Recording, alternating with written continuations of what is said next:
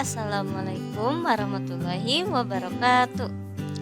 Halo teman-teman, jumpa lagi di channel Gita Fitri Aini. Nah, bagaimana kabar teman-teman semua?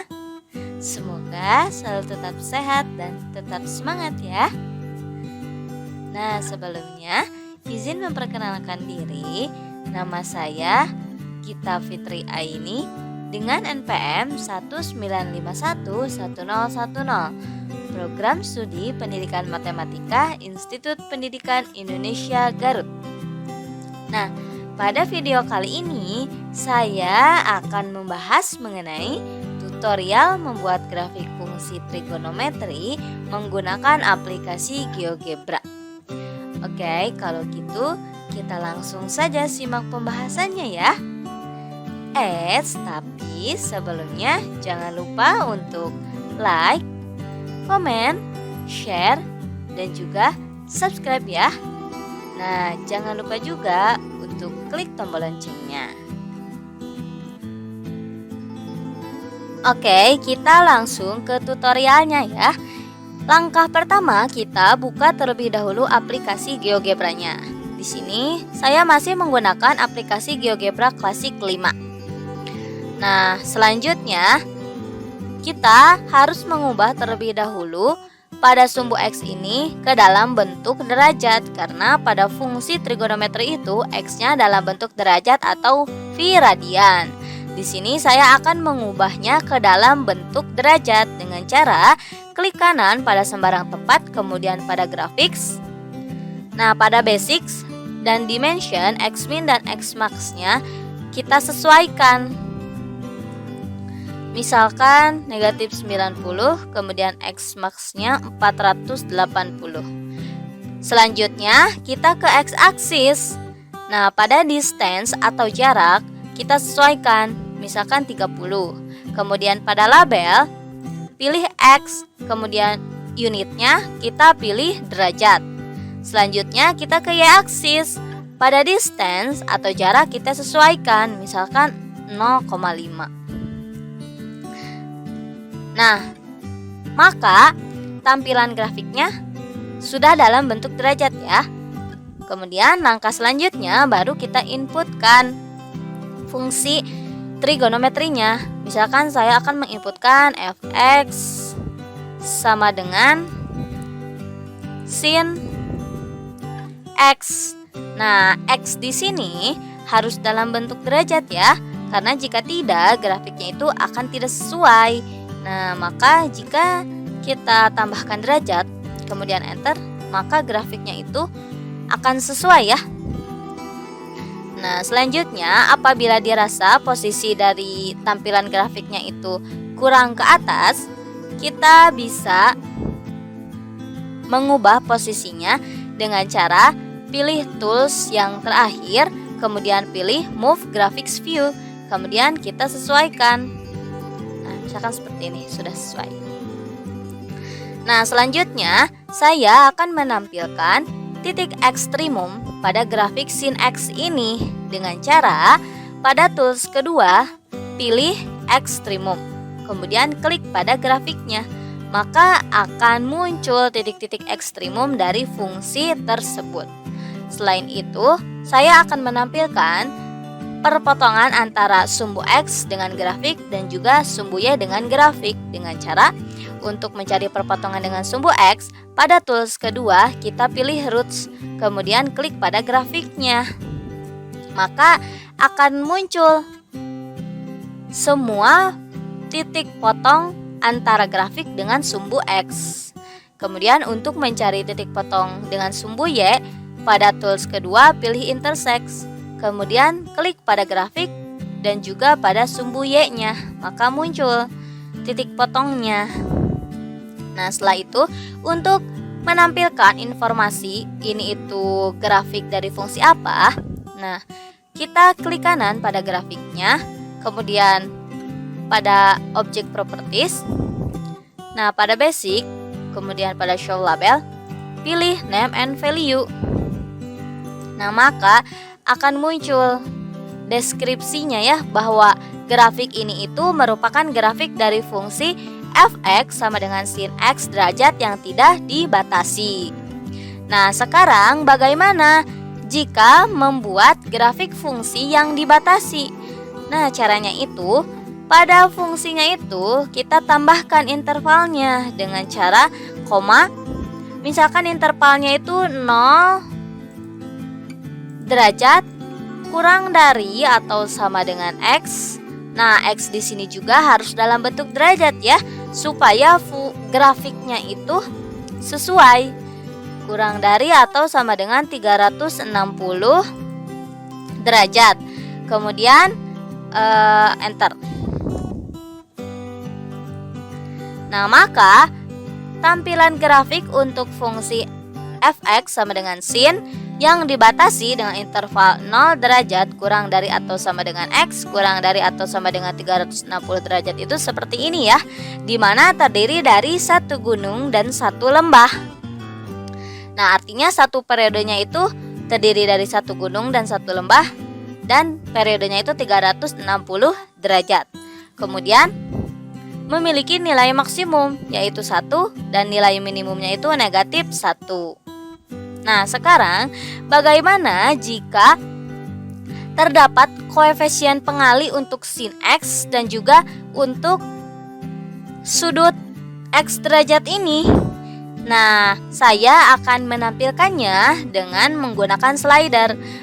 Pada tools kedua terakhir, kita pilih slider, kemudian klik pada sembarang tempat. Nah, kemudian muncul.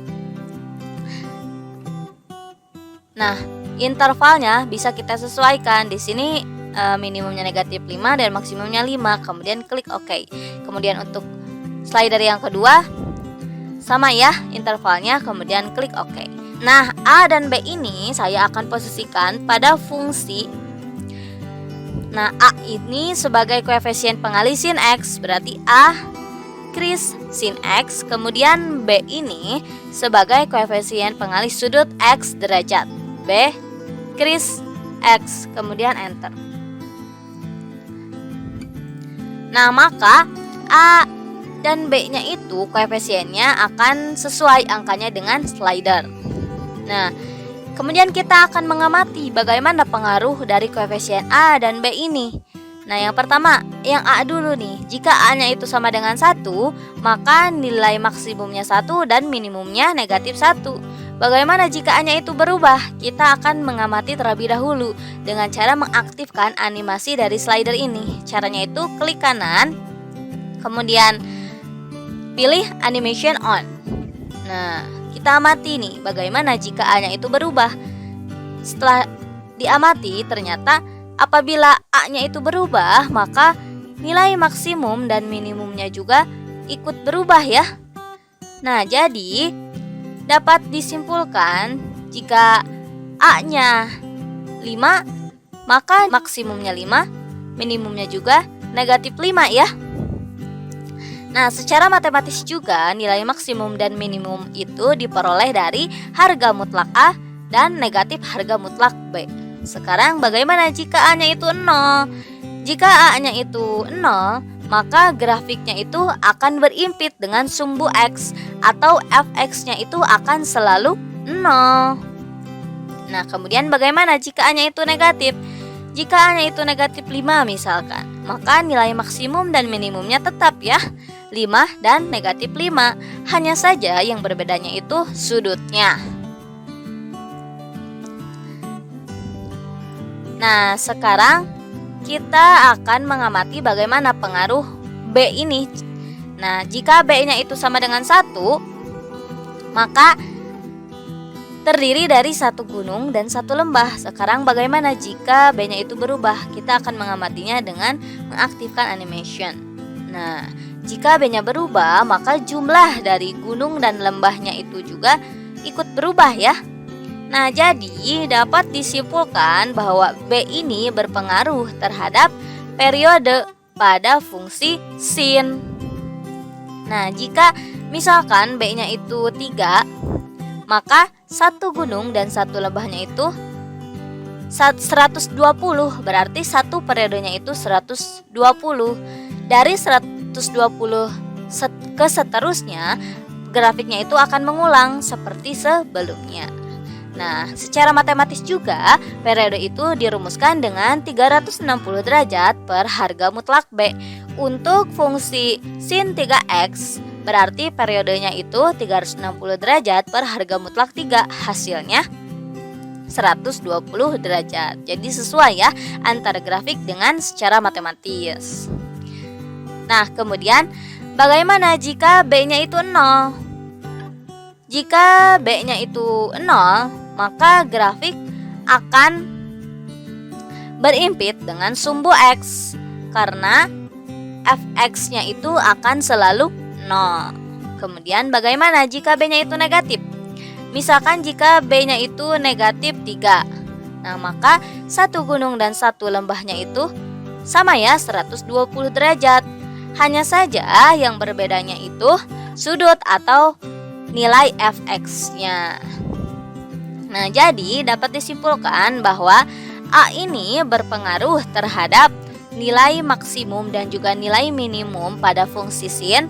Kemudian B ini juga berpengaruh terhadap periode pada fungsi sin. Nah, sekarang bagaimana pengaruhnya jika pada fungsi cos? Nah, kita coba rubah ya sin ini dengan cos.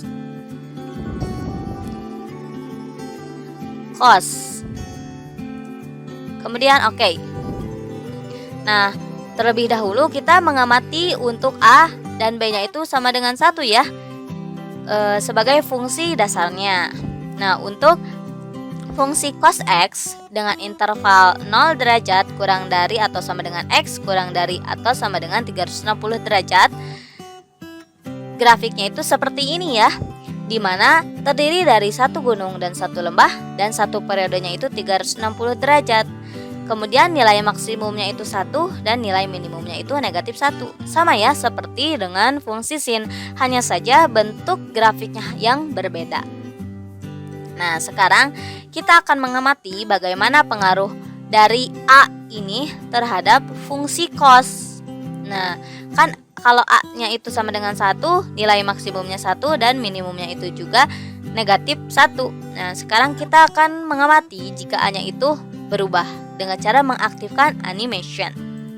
Nah, jika A-nya itu berubah, maka dapat dilihat ya, nilai maksimum dan minimumnya juga berubah. Berarti sama dengan fungsi sin, bahwa A ini berpengaruh terhadap nilai maksimum dan juga nilai minimum. Nah, jika A-nya itu 5, maka maksimumnya 5 dan minimumnya juga negatif 5. Jika A-nya 0, maka grafiknya itu akan berimpit dengan sumbu X atau fx-nya itu akan selalu 0. Kemudian jika A-nya itu negatif 5, maka sama ya, nilai maksimumnya itu 5 dan nilai minimumnya itu negatif 5. Hanya saja yang berbedanya itu sudutnya. Seperti itu. Nah, sekarang kita akan mengamati bagaimana pengaruh dari perubahan nilai B ini. Jika B-nya itu 1, terdiri dari satu gunung dan satu lembah ya. Nah, kita akan mengamati bagaimana B-nya jika B-nya itu berubah. Nah, jika B-nya itu berubah, maka jumlah gunung dan lembahnya juga berubah ya. Berarti sama seperti fungsi sin, bahwa jika B-nya itu berubah akan mempengaruhi terhadap periode gitu. Jika B-nya itu 2, maka satu gunung dan satu lembahnya itu 180 derajat, berarti periodenya itu 180 derajat. Nah, secara matematis sama seperti pada fungsi sin, periode untuk fungsi cos itu dirumuskan dengan 360 derajat per harga mutlak B. Berarti untuk fungsi cos 2x, periodenya itu 360 derajat per harga mutlak 2, hasilnya 180 derajat. Nah, sesuai ya secara matematis dan juga secara GeoGebra atau grafik ini. Nah, sekarang bagaimana jika B-nya itu 0? Nah, jika B-nya itu 0, maka grafiknya itu akan lurus sejajar dengan sumbu X atau Y sama dengan 1 dengan dibatasi oleh interval. Nah, kemudian bagaimana jika B-nya itu negatif? Jika B-nya itu negatif 2, maka satu gunung dan satu lembahnya itu 180, berarti sama ya. Hanya saja yang berbedanya itu sudut atau nilai fx-nya. Nah, jadi dapat disimpulkan pada fungsi cos bahwa A dan B ini pengaruhnya itu sama. A berpengaruh terhadap nilai maksimum dan minimum, B berpengaruh terhadap periode. Nah, sekarang bagaimana pengaruhnya untuk fungsi tan? Nah, kita ubah ya cos ini menjadi tan.